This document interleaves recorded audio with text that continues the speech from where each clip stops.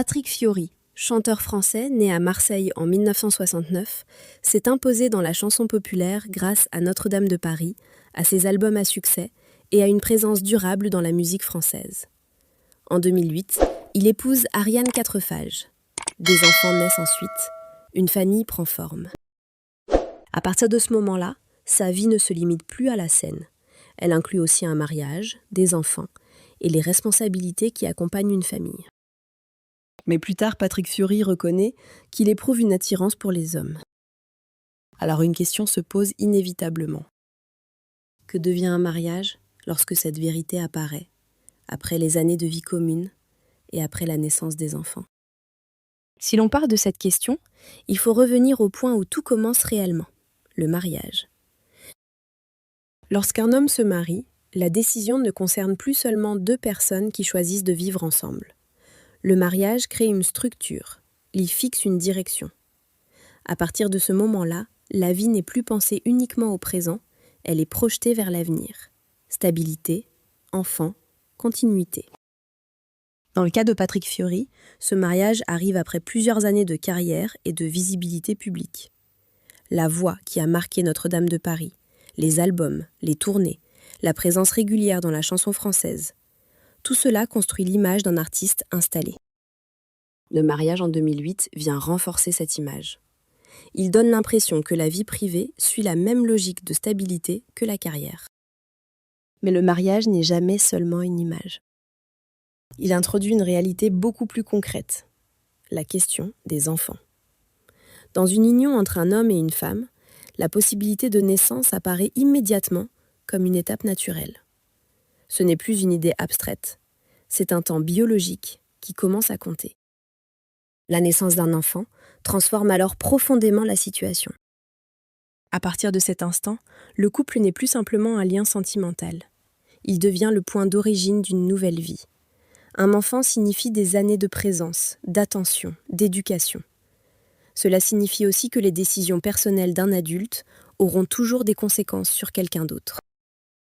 Pour un artiste connu, cette réalité prend une dimension particulière. Le public ne voit plus seulement un chanteur. Il voit aussi un homme qui a fondé une famille. Le mariage et les enfants deviennent une partie silencieuse de son identité publique. Ils donnent l'impression d'une trajectoire cohérente, une carrière construite, une famille stable, un avenir déjà dessiné. Et c'est précisément pour cela que la question posée dans l'introduction devient si forte. Parce que lorsque la vérité intime d'un homme apparaît après le mariage et après la naissance des enfants, elle ne touche pas seulement la relation entre deux adultes. Elle touche une structure entière déjà construite, un mariage, une famille, des enfants et toutes les responsabilités qui en découlent. Une fois que des enfants existent, la nature du mariage change profondément. Avant leur naissance, une union reste essentiellement un choix entre deux adultes. Deux personnes peuvent se rapprocher, s'éloigner, se séparer. Le couple demeure un espace où les décisions appartiennent encore à ceux qui l'ont créé. Mais la naissance d'un enfant transforme immédiatement cette situation. Un enfant ne peut pas être suspendu comme une relation sentimentale. Il grandit. Il dépend de la stabilité des adultes qui l'entourent. Sa présence prolonge le mariage dans le temps, même lorsque les sentiments évoluent. C'est pour cette raison que la question des enfants occupe une place centrale dans toute réflexion sur le mariage. Dans le cas de Patrick Fiori, le fait d'avoir des enfants après son mariage signifie qu'une famille réelle existe désormais. Cette famille ne repose plus seulement sur l'amour entre deux adultes, elle repose aussi sur la responsabilité envers ceux qui sont nés de cette union. Être père introduit une dimension qui dépasse la vie personnelle. Un homme peut remettre en question ses choix, ses désirs, ses orientations. Mais il ne peut pas effacer l'existence des enfants qui sont venus au monde dans cette structure familiale. Leur présence inscrit le passé dans la durée. Cela signifie que chaque transformation intérieure devient plus complexe. Lorsque la vérité intime d'un adulte change ou apparaît plus clairement avec le temps, elle ne concerne plus seulement sa propre vie. Elle touche l'équilibre d'une famille entière. Elle oblige à repenser les relations, les rôles et parfois même le sens initial du mariage. Dans cette situation, la question ne se limite plus à savoir si un couple peut continuer à vivre ensemble. La question devient beaucoup plus profonde. Comment une famille peut-elle continuer à exister lorsque la réalité intérieure d'un des parents ne correspond plus au cadre qui avait rendu possible ce mariage et la naissance des enfants? À ce stade, le mariage ne peut plus être compris comme un simple choix passé. Il devient un point d'origine. C'est de ce point qu'est née une famille et tout ce qui existe ensuite, les enfants, les responsabilités, les années de vie commune, en découlent directement. C'est pour cela qu'une révélation intime tardive ne se limite jamais au présent. Lorsque Patrick Fiori reconnaît son attirance pour les hommes, cette vérité n'apparaît pas dans une vie vide. Elle surgit dans une existence déjà organisée, autour d'un mariage et d'enfants. Autrement dit, elle entre en collision avec une structure déjà construite. Cette collision crée une tension difficile à ignorer. D'un côté, il y a la réalité intérieure d'un individu. Personne ne peut vivre durablement en contradiction totale avec ce qu'il ressent profondément. La vérité personnelle finit presque toujours par apparaître, parfois après des années de silence ou d'incertitude. De l'autre côté, il y a une famille qui existe déjà. Une épouse, des enfants, une histoire commune qui ne peut pas être effacée comme si elle n'avait jamais eu lieu. C'est là que la question devient plus complexe que le simple thème de l'orientation ou du couple. Parce que ce qui est en jeu n'est plus seulement l'identité d'un homme.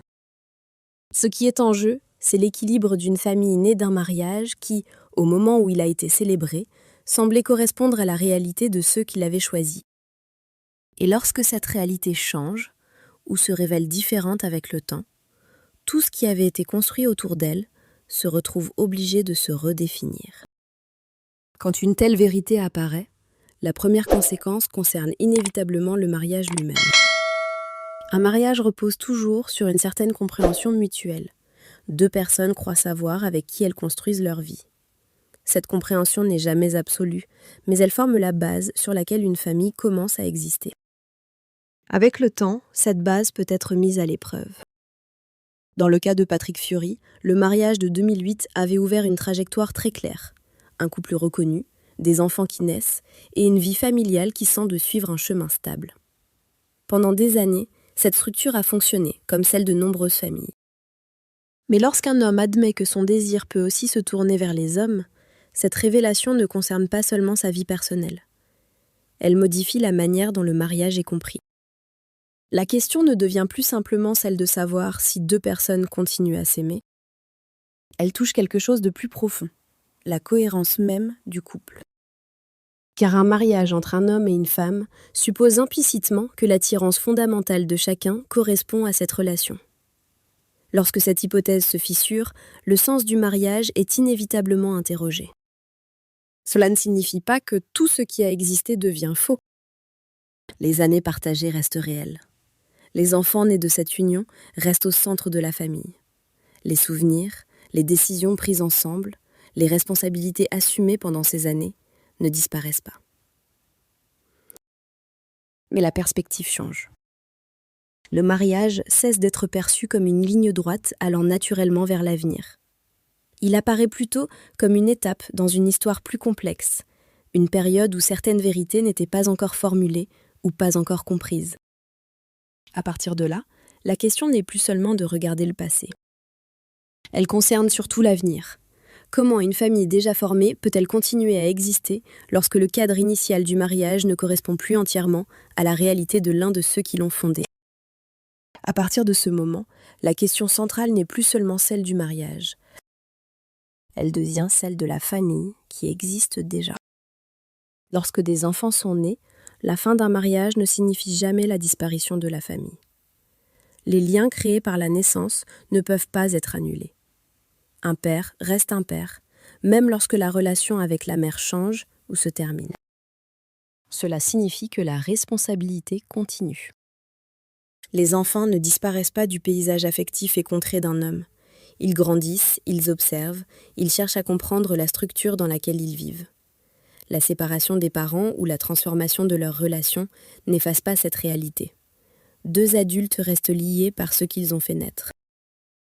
Dans ce contexte, La révélation d'une attirance pour les hommes ne peut pas être traitée comme un simple événement personnel.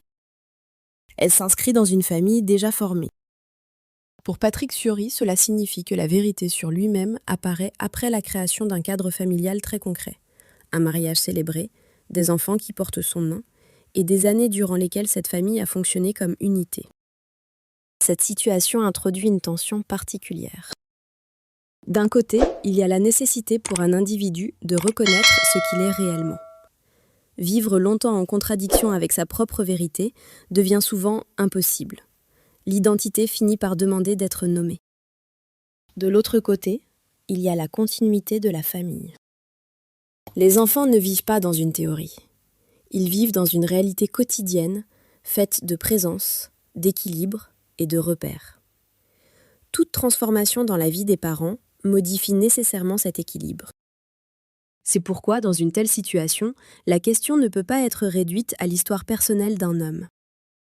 Elle touche aussi la manière dont une famille, déjà née d'un mariage et de la naissance d'enfants, peut continuer à se redéfinir sans effacer ce qui l'a rendu possible au départ. Lorsque le mariage se fissure, la question la plus simple serait de penser qu'il s'agit seulement de la fin d'un couple. Mais dès que des enfants sont nés, cette idée devient insuffisante. Un divorce peut mettre fin à une vie commune. Il ne met pas fin à la paternité. Un enfant né d'un mariage continue d'exister dans le temps. Il grandit, il construit sa propre compréhension de la famille dans laquelle il est né. Les décisions prises par les adultes avant sa naissance deviennent une partie de son histoire. C'est pour cela que la responsabilité paternelle ne disparaît jamais vraiment. Dans le cas de Patrick Fiori, les enfants nés de son mariage avec Ariane Quatrefages restent au centre de cette réalité.